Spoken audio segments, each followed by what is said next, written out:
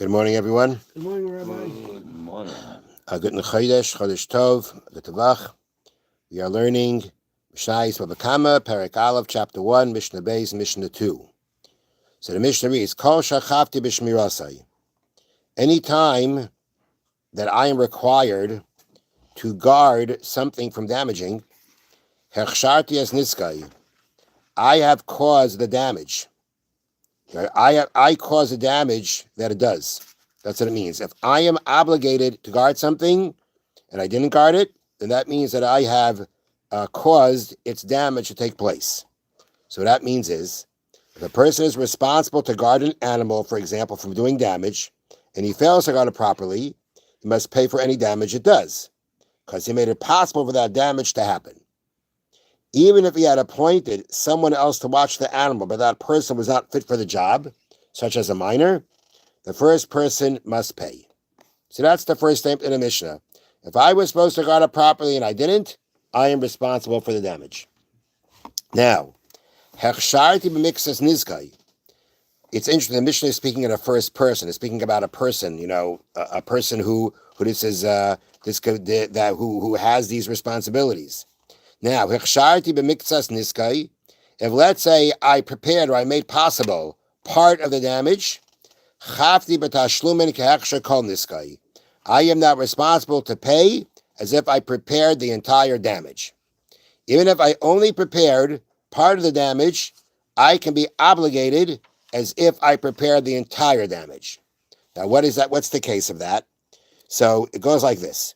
So the idea is that this rule applies where one person created part of a dangerous object or situation, but not enough to make it capable of causing damage.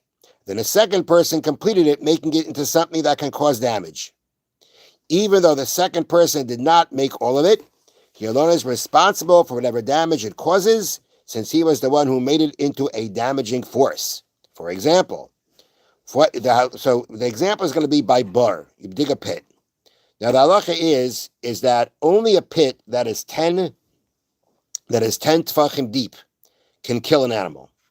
If let's say you only made it 9 tefachim deep, and the animal fell in and was killed, you're not responsible, because that's what we derive from different sources. That only if it gets damaged, 9 tefachim is deep enough to damage, but only 10 tefachim is deep enough to kill.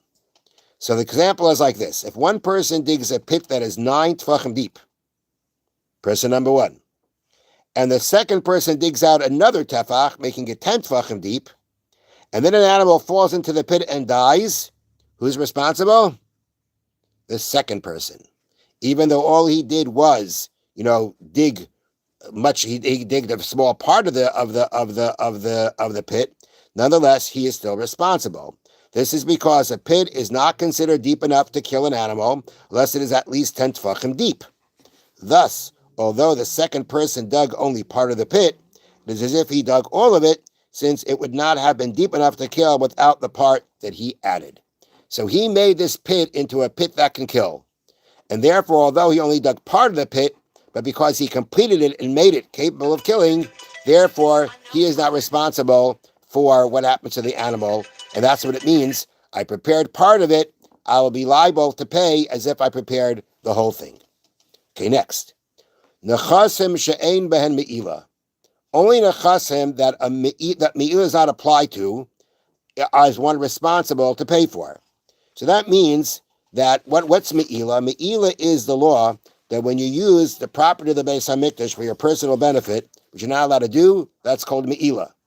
So the Mishna is now saying the only property that I have to pay for is property that don't have me'ilah, which means that they are regular, ordinary, private property that don't belong to the Beis HaMikdash. If they were to belong to the Beis HaMikdash, I'm not liable. That's something derived from the Torah. The only time you're liable for damage is when you damage property that is private ownership, that belongs to a person. Once it belongs to the Beis HaMikdash, it does not. You're not obligated for its damages. Next, the chasam shel b'nei bris. You're also only responsible for damages of those who belong to the covenant, the covenant of the Torah. Nechasim hamiyuchadim. They have to be property that is assigned to a person, which means he owns it from the time of the damage until the court reached its verdict. That means like this. That means, I mean, if you think about it, nechasim yuchadim means things that are assigned to a person. He owns it, meaning it's not hefker, it's not ownerless. Now, if your animal damages something that's ownerless, who are you going to pay to? There's no one to pay to. But the case is not but the point of the Mishnah is a little bit more complicated. And again, if he gave up, now here the situation is like this. If he gave up ownership of the item, or if he donated it to the Beis HaMikdash after it did the damage, but before the court obligated him to pay, he is exempt from payment. That's the Gemara says. If, let's say, your animal damaged, and before the Beis Din gave its verdict about your obligation, you were mafkir, you made it ownerless. Or you went ahead and you gave it to the Beis HaMikdash. In both those cases, that is where we say you are exempt. They are not miyuchadim. They are not assigned to you. They're not your property.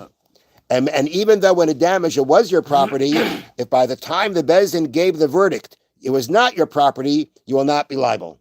These are all these halachas show you that damaging isn't as simple as we make it. It's basically the Torah obligates us for the damages, and the Torah tells us when we're obligated and when we're not. Okay, and then the Mishnah says, Uvachal makim, and you are going to be liable for damage that happens anywhere. Chutz merishus hamiyuchedes lamazik, unless it's a place that belongs only to the damager, or rishus hanizik lamazik, or at a place that belongs to both the damager and the damaged party. So let's just take in the words, because the words, of course, are going to need a lot of explanation. It says, Uvachal makim, I will be responsible for a damage. I was responsible to guard this thing for damaging, and it damages anywhere, it will be liable. I'll be obligated to pay for it, unless it happens in a reshus that is designated to the damager. That means if it happens in the damager, if this damage happens in my reshus, in my domain, I will not be liable for it. Or if it happens in a reshus, in a place that belongs to both me, the damager, the one who is responsible, and the person who got damaged. So these are going to be talking about very specific cases. So here we go. The Mishnah is teaching us two laws. In regard to most categories of damage, it makes no difference where the damage happened. The mazik, meaning the person responsible for the damages, must pay regardless of whether the place of the damage was owned by the public or by a private person, or it had no owner. Okay, the only exception is damage that occurred in the mazik's own property. For example, if one person's ox entered the field of another and was attacked there by an animal belonging to the owner of the field, the mazik, meaning again the person who has to respond to the person who owns an animal that damaged, need not pay, because he can say to the nizik, he can say to the person who was damaged, what was your ox doing on my property? That is, since you had no right to let your ox enter my property, I was not responsible to guard my ox so that it would not injure yours. So when we're talking about, for instance, when the Mishnah says anywhere but the domain that is designated to the damager. So the example is your ox walked into my field, my animal damaged your ox, which is typically going to be a case, what we call keren, the horn. He gored it, damaged it, tacked it, whatever it may be. Okay, so we say like this. If this same story would have happened in the street, right? What happened in the street? Or this same story would have happened in a place that we both own. We're partners in a place. Then the halacha would be that I, the damager, was responsible to make sure my animal doesn't damage yours, and I'm liable. But if, let's say, it happens in a reshus that's designated for me, it's my private property. You have no right to be there. You can't be there, your animals can't be there, and that's what happened. Your animal came into my domain, and then my animal damaged your animal. I'm not liable then, because of the fact that I can say, what is your animal doing on my property? And you can't expect me to have to watch my animal to make sure it doesn't damage your animal that came in when it shouldn't have. You should have made sure it doesn't come in. Interestingly, they add, let's say the story is that somebody else's animal comes into your property, and you take out a shotgun and you shoot it. You can't there say, Your animal shouldn't have been on my property. Because the answer is, you're right, but you shouldn't have killed it. You could have just chased it away. But in the case of another animal damaging an animal, there's an expectation for the animal to be able to be in control of itself. Okay, that's number one. That's the first case of the Mishnah.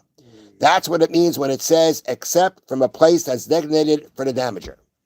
And then it says, except for a domain that belongs to both. Okay, so here we go. What's the case there when the damage happens in a domain that belongs to both? The categories of regel and shane, right, trampling and eating, are different from all the others. In their case, the Torah states, ubir b'stei acher, and the animal damage in the field of another, which teaches that the mazik must pay for shane and regel, meaning you got to pay for your animal's trampling or eating, only if the damage happened in the property of the one who got damaged. Your animal has to walk into his property and trample your crops. It has to walk into your property and eat your crops. Then the owner of the animal is going to be responsible. If it happened in any other place, such as a public property or a property belonging to a third person, you had a basket of fruit and you put it down in the street and the animal walked over and ate it. Not responsible. The person who owned the animal is not responsible. Okay, or property belonging to a third person, stranger, or property belonging to both the mazik and the nizik, meaning it was a property belonging to both of us. We're partners in this property. In that situation, the mazik is exempt from having to pay because it is not the field of another. Again, the Torah decrees that the only time regel and shane is going to be liable is if it happens in the property of the person who got damaged. If it happens in anywhere else, including a property that belongs to both the person who owned the animal that damaged and the person got damaged, nonetheless, it will not be liable unless it actually happens in the one who got damaged field. It has to be completely his.